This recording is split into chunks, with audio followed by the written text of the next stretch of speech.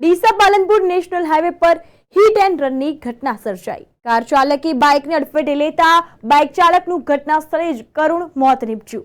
જ્યારે અકસ્માત બાદ ચાલક કાર મૂકીને ફરાર થઈ ગયો। ડીસા પાલનપુર નેશનલ હાઈવે પર રસાણા પાસે અકસ્માતમાં એક વ્યક્તિનું મોત થયું છે।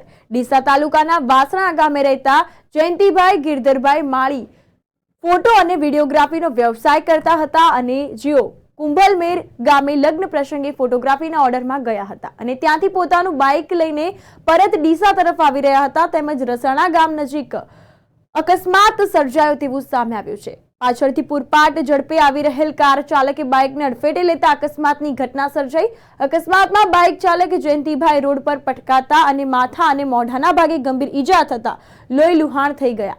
ઘટનાની જાણ થતાં જ 108 એમ્બ્યુલન્સ વાનની ટીમ તરત જ ઘટના સ્થળે પહોંચી અને ઈજાગ્રસ્તને સારવાર અર્થે ડીસાની સરકારી હોસ્પિટલમાં ખસેડ્યો। તેમનું કરુણ મોત નીપજ્યું અને ઘટનાની જાણ થતાં જ મૃતકના પરિવારજનો હોસ્પિટલ દોડી આવ્યા। જે અંગે મૃતકના ભાઈએ ડીસા તાલુકા પોલીસ મથકે અકસ્માત કરી ગાડી મૂકીને નાસી જનાર કાર ચાલક સામે ફરિયાદ નોંધાવતા તાલુકા પોલીસે વધુ તપાસ હાથ ધરી છે। કાયદેસરની કાર્યવાહી શરૂ કરી છે।